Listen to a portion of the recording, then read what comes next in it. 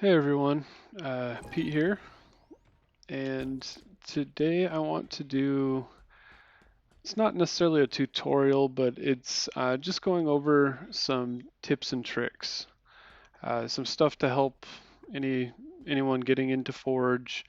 Um, I'll start out and preface and say I am by no means the person making the rules here when it comes to Forge. And best practices necessarily. I'm just going to share some things that I like to do, things that I found helpful. And, I'll be the first to admit that there are a lot smarter people out there than me, people who've done much more with programming and software engineering and all sorts of stuff. So, again, I'm not the end all be all with this. I just want to share what's helped me because I consider myself an average person who just happened to do some classes in school for programming, and so I know a little bit more about it than maybe the next guy. But so to get started, first thing I want to do is show you this cool thing we've been working on. I was helping a guy named Call Me Trinity 23 that I met in the scripting guild. He has a really cool map that he's making and hopefully will be done with soon. And he needed some help with some doors. So we were trying to figure out what's the best way to do kind of motion sensor doors, but like do a lot of them and do it in the least amount of nodes possible. So we were able to get this. This is an example of 6 doors.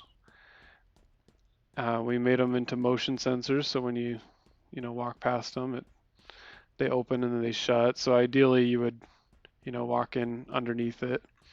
And chances are you'd have these in like a corridor with a frame around it or whatever. But just thought it looked really cool when you stuck them up next to each other and kind of moved around them. So I'm going to use the script here to kind of show you some visuals on some of these best practices. Let me just jump over to the mouse and keyboard here for a second. And I can't remember the button, so I'm going to do this. Okay. So we're going to get into this here in a second, but just wanted to share a few things that are just good ideas to keep in mind, in my opinion. First off, I don't know if anyone has shared with you, so I want to just share it because there's a lot of stuff that I've been learning over the last few months that I'm realizing a lot of people just probably don't know. But on these graphs, we've been told by 343 that 120 nodes is about the limit. So it's not a good idea to do more than 120 nodes. There is a limit to all this. But I would recommend probably keeping it 100 or less. And that's just because we're still in the beta for Forge, and there's a lot of things that just don't work as optimally as we'd like them to.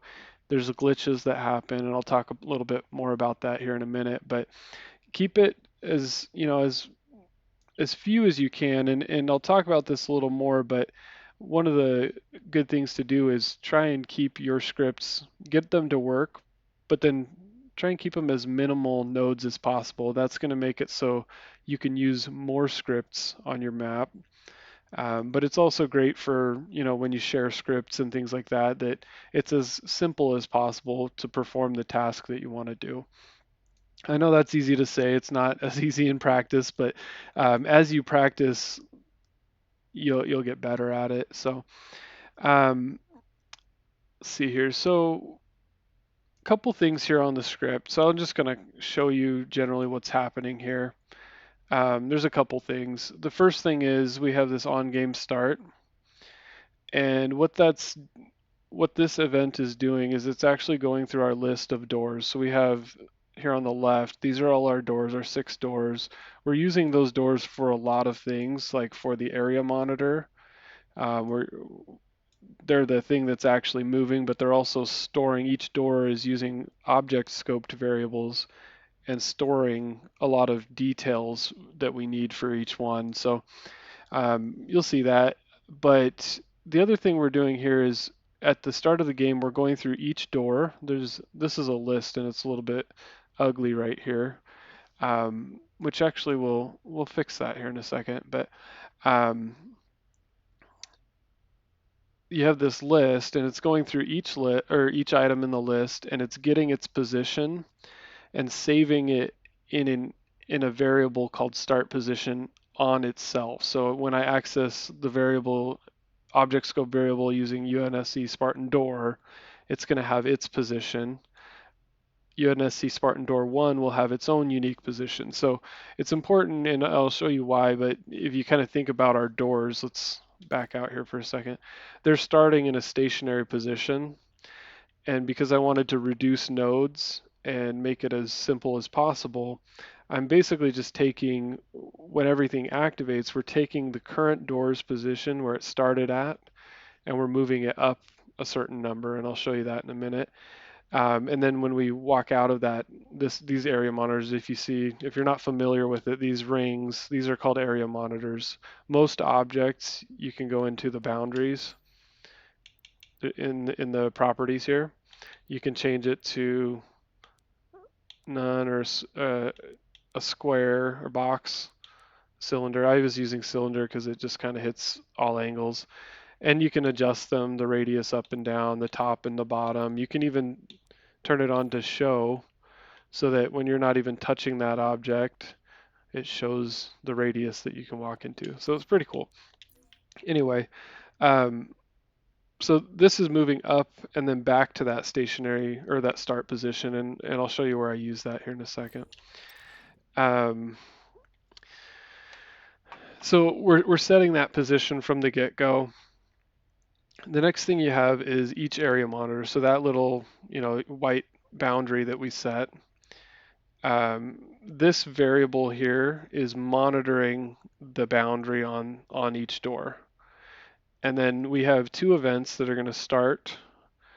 They're going to kind of trigger things happening. So on object entered the area.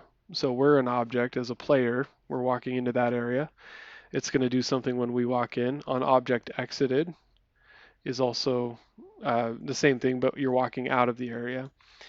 And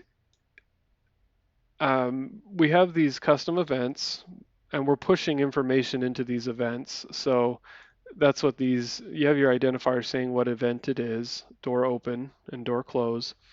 But I'm also pushing some information. I'm not pushing a number in this case, but an object. So I'm actually pushing the door object into it. And then I have this list. Well, I wanted to actually just push whatever object entered the area. So in most cases, a player, but the object list doesn't accept a player. So I put an object list and put the player into it so I could then push it in. So I'll show you just real quick over here. Door open. Notice how we're accessing that object right here, and we're accessing that object list right here.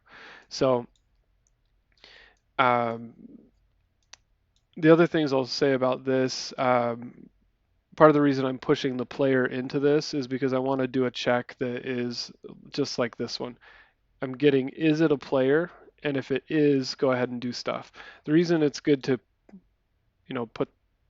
put that check in is because there are many things in Halo that are considered objects that could go into your area, whether it's a grenade or some other object that's moving or a car or something. Those things can go in and trigger, and we want it to only trigger when a player walks in. So um, then we have this one is get objects in the area monitor. So when we're exiting out right here on object exit, the way I wrote the script is I wanted to check what was in that boundary, because if there's two people in that boundary, I don't actually want the door to shut. I want it to stay open until there's no people in that boundary.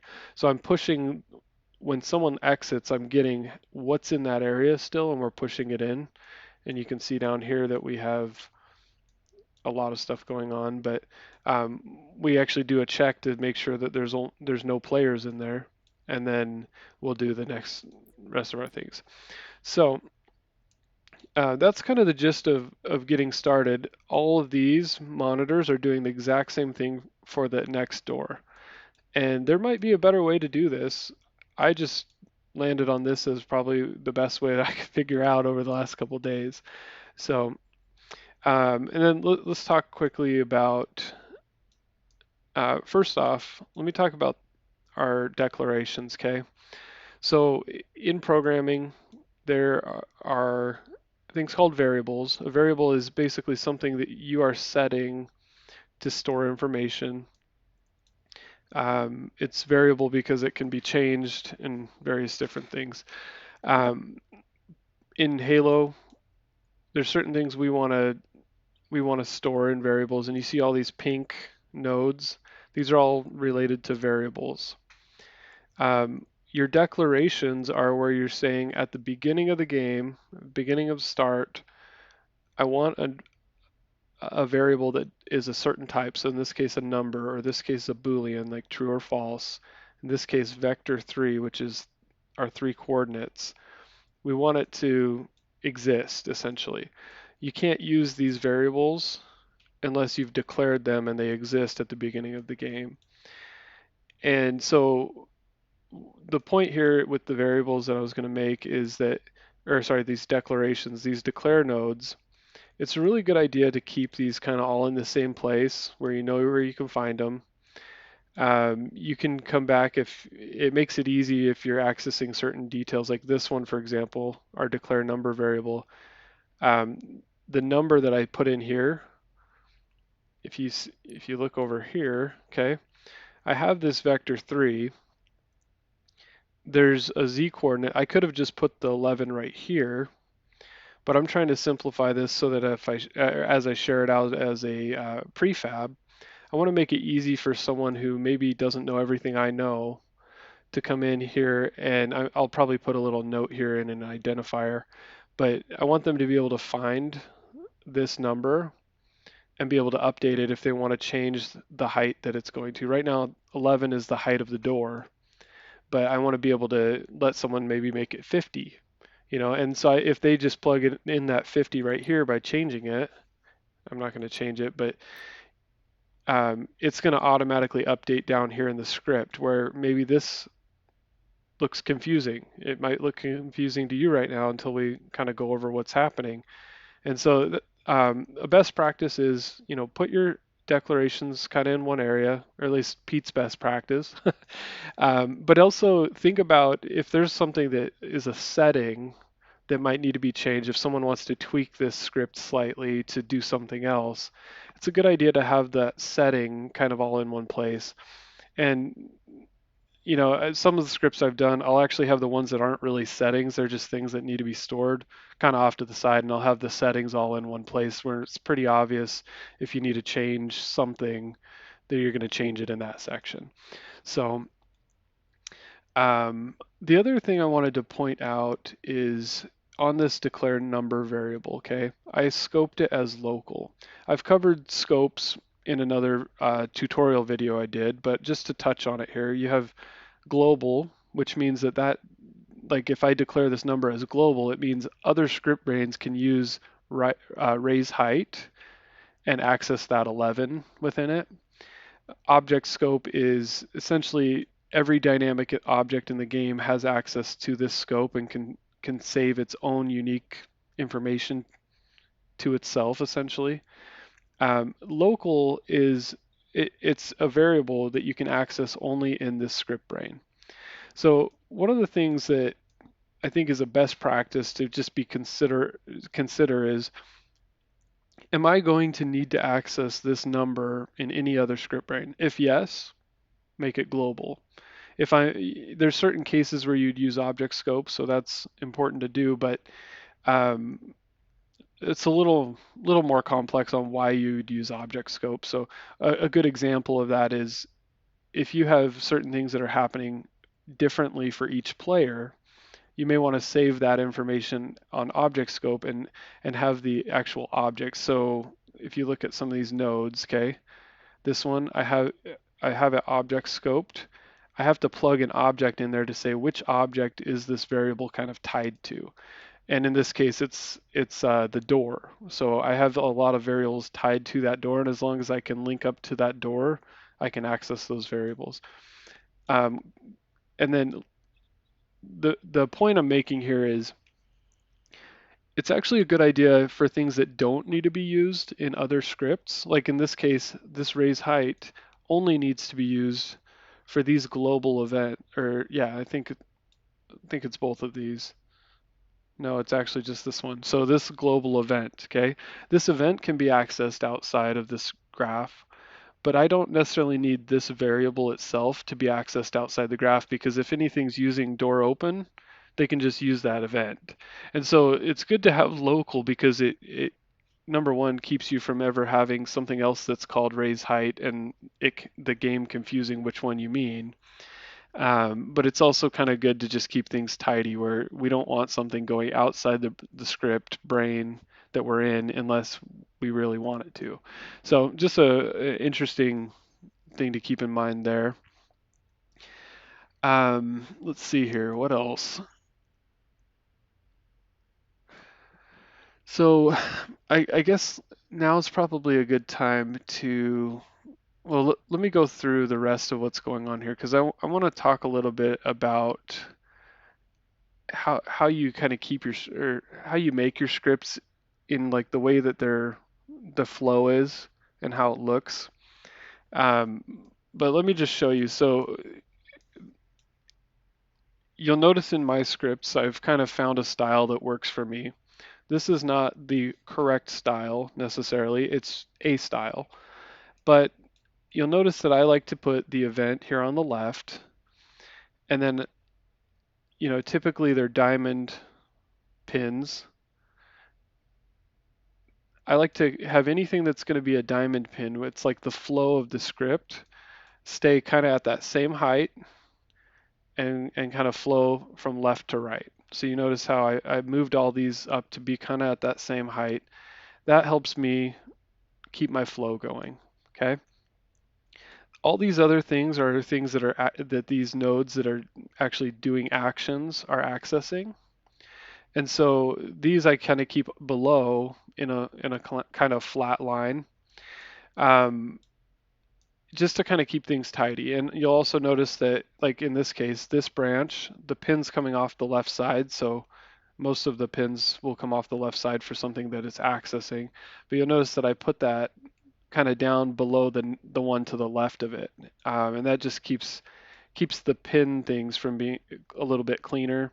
Some of my older videos, you'll see that I had things stacked up and down and the pins are kind of like zigzagging and things. That's not necessarily wrong to do, and there's some times where it actually makes the most sense to do it that way. But oftentimes I like to do it this way now because it'll just keep things more clean. But I want to look at this with you and say, what could I do to kind of clean this up even further? Okay. I like where the heights are on here, but notice that all of these, there's kind of like ups and downs, okay? This isn't absolutely necessary. Like you can just make your script work and you don't have to worry about what it looks like. But I will say this, if you're someone coming in looking at a different script that you didn't create, or just imagine you're someone looking at your own script, you know, you want to make sure that it's as easy to follow as possible. And that's why I suggest, cleaning things up, making it look nice. It'll help the person reading it try and understand what's happening, and it'll help you feel good. So what I'm going to do here to clean this up a little bit, I'm actually going to lower these down, this whole row, and make it so that they are kind of right around the same height. You can kind of use your tallest one in the row above as a way to gauge that, okay? This one's kind of a third row, and there's really not a necessarily a better place to put it, but you can put it anywhere along here that makes sense. Oftentimes I'll stack things over here and just have a long string going over.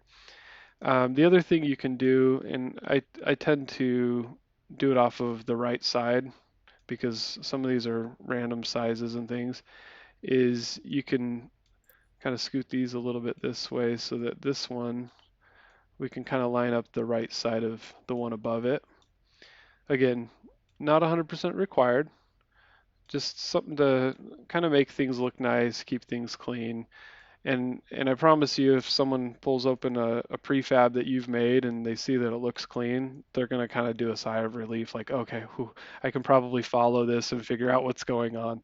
I've seen some very messy scripts lately and tried to make sense of them, and it's tough sometimes. So that's kind of a good example.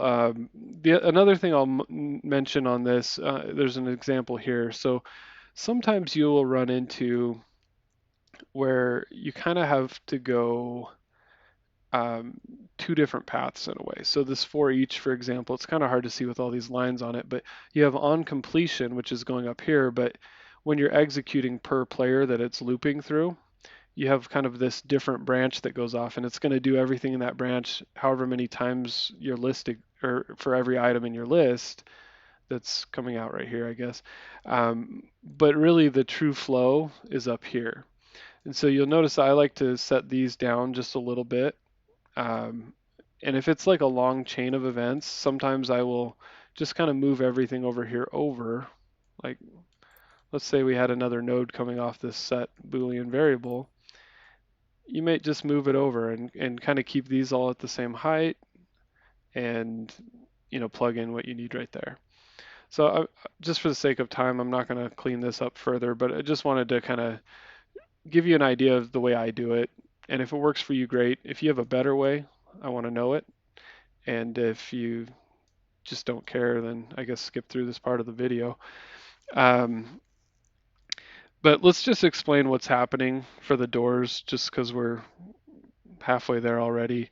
So we're pumping in our door object through this object here, and our object list through here. Well, we only have one item in the object list, so we know exactly what position it's in. It's in position 1, so we can use this get object at index for index number 1, and then anything we plug into right here is accessing uh, our player, okay, or typically our player, but whatever entered this object area, it's coming out as an object going into our list coming over here.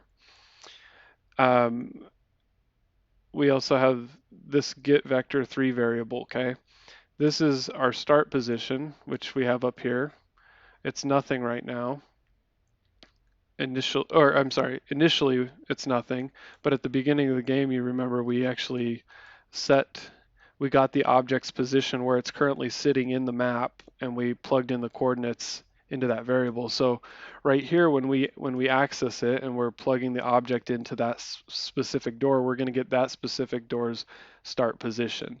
So that's what I'm using here because, and you'll notice I'm plugging it into an add vectors with this other vector, and we'll talk about what that does here in a second. Back to our object at index. Okay, so in most cases, this is going to be the player. It's going to access the player. It's going to say get is this the player? Well, it's going to be yes in most cases. So as long as it's yes, it's going to activate the rest of our flow here, rest of our script. If it's no, there's nothing here, so it's just going to do nothing, and that's what we want. Um, So the process flow is boom, branch, is it a player? Yes. Okay. Next, there's another branch. Is the door open? So we have a check that just checks whenever the door is open, we set it to open. When it's closed, we set it to close. This helps us keep from having weird glitches or issues. We don't want the door to close if it's not closed or if it's not open, and we don't want it to open if it's not closed. So it starts out as false, which is closed, and then we open it and so on. Set Boolean variable, we're setting that it's open now because we got to the point where we're saying, yes, for sure, we are opening this door. We want to set it as open. And then we're going to translate object to point. So our point is the location that's above where the door currently sits.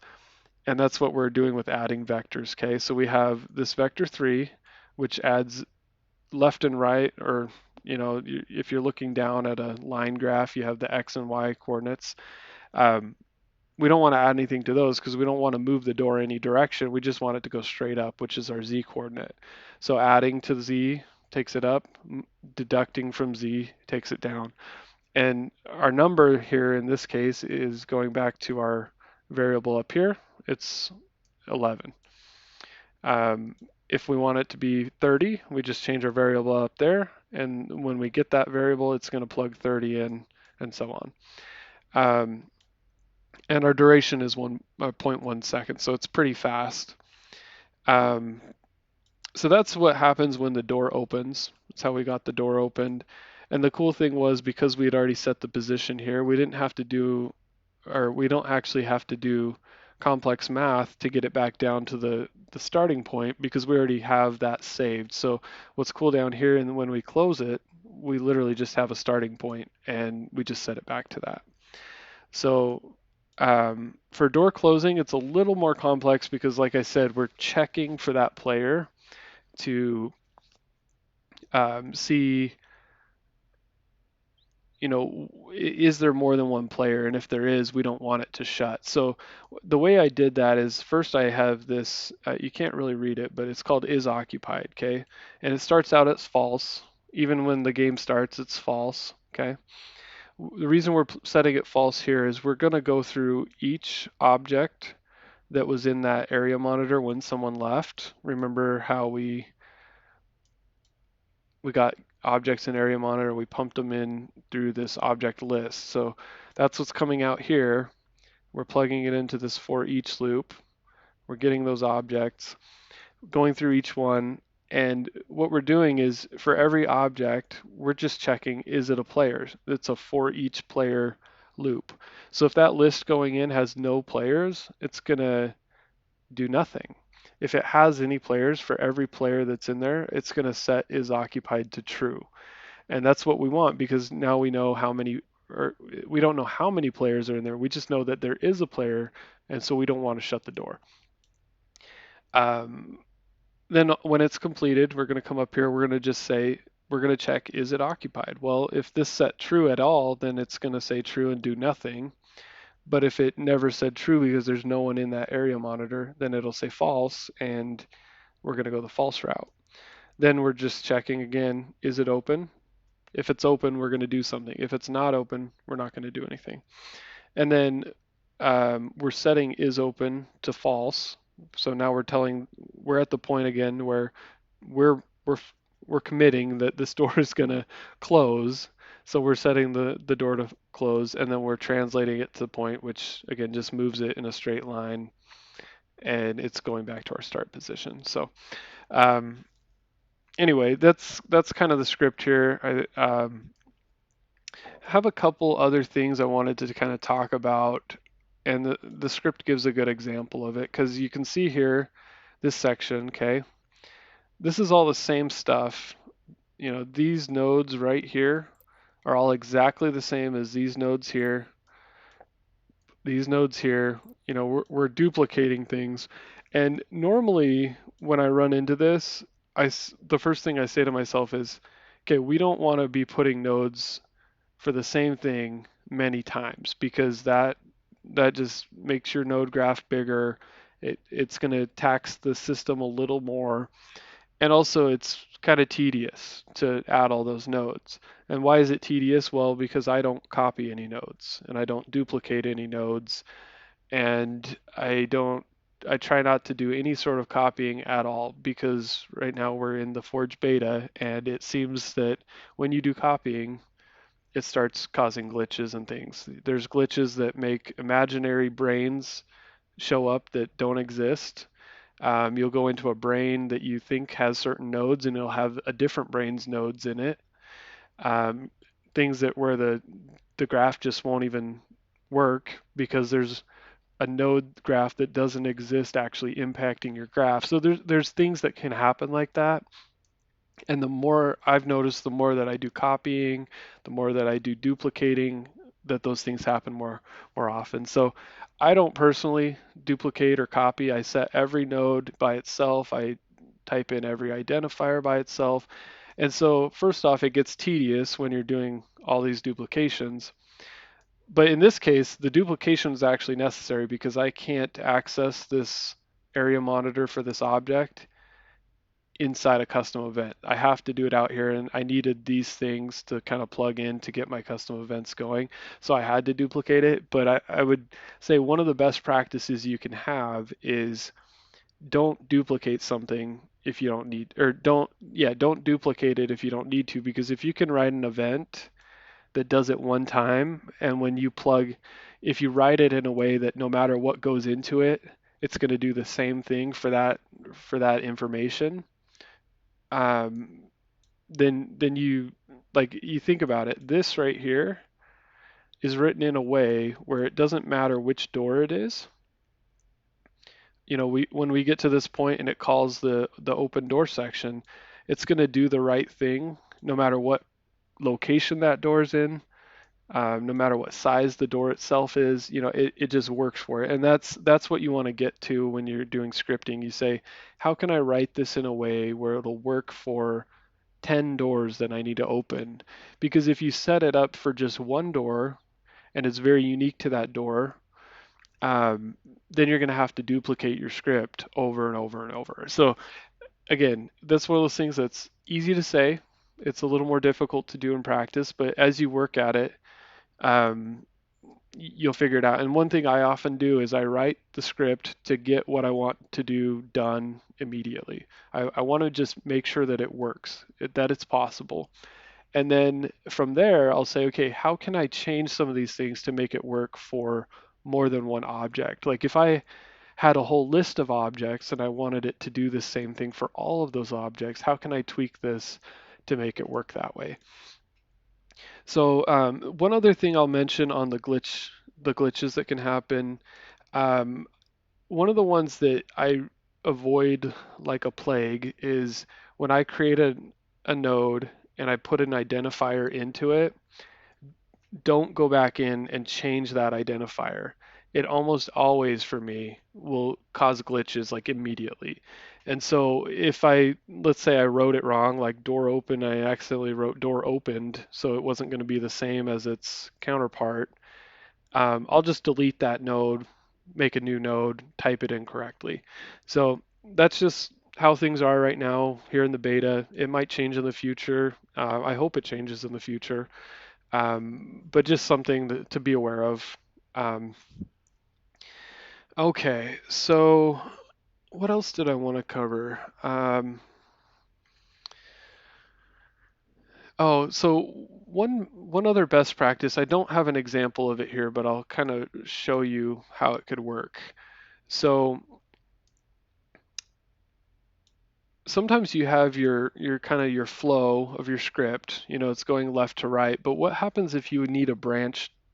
Like for example, I want to check if something's true, but I don't want it to go in a true route and a false route. So like here in the branch, I guess this is a better way to put it. True route goes up, false goes down. I don't want it to be like I get to this point and now all my script can do is go to the top or to the bottom.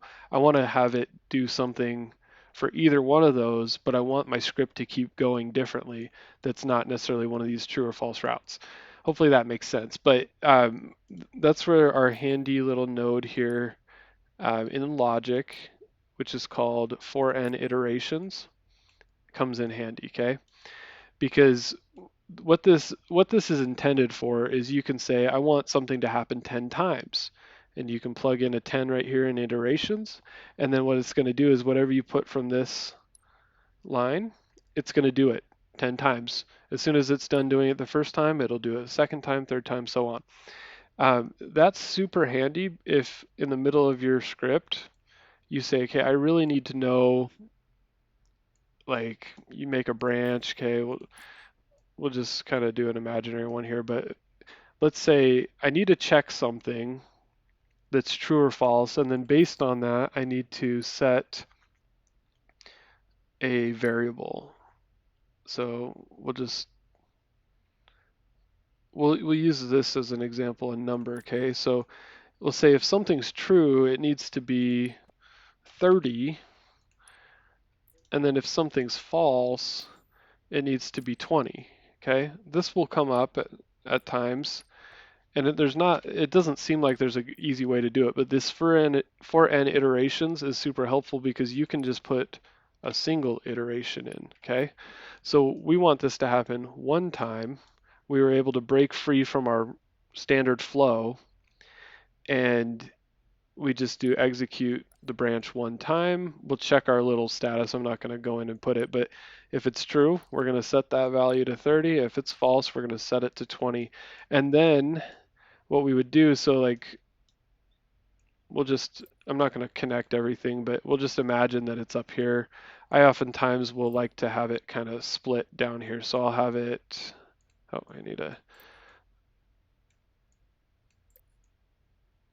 I'll have it kind of like this. It'll just be like another line underneath my standard flow, and that tells me, okay, we branched off, we did something, but the true flow is going to come off of this on completion, and it'll connect to the next node. So it'd probably be in this case if I was plugging it in here.